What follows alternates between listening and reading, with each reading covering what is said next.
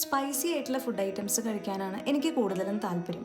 അപ്പോൾ ഇന്ന് ഇൻസ്റ്റമാർട്ട് ഇങ്ങനെ സ്ക്രോൾ ചെയ്തുകൊണ്ടിരുന്നപ്പോഴാണ് ഈ ബുൾഡെക്കിൻ്റെ കൊറിയൻ സ്പൈസി നൂഡിൽസ് പാക്ക് ഞാൻ കാണുന്നത്.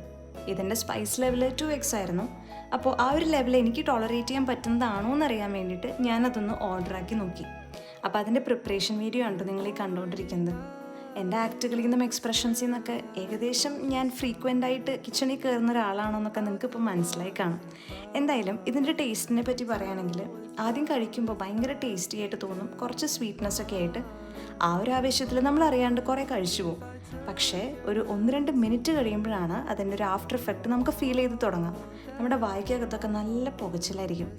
ഞാൻ ഭാഗ്യത്തിന് മിഷ്ടിഡോയുടെ ഒരു യോഗേർട്ട് പാക്ക് മേടിച്ച് വെച്ചിട്ടുണ്ടായിരുന്നു. അതുകൊണ്ട് എനിക്ക് വലിയ സീൻ ഉണ്ടായിരുന്നില്ല. പക്ഷേ ഇതിൻ്റെ 3x പാക്കും ഉണ്ട്, 3x സ്പൈസ് ലെവൽ. ഇനി അതൊന്ന് മേടിച്ച് ട്രൈ ചെയ്ത് നോക്കണം. അപ്പോൾ അത്രയേ ഉള്ളൂ. ബൈ.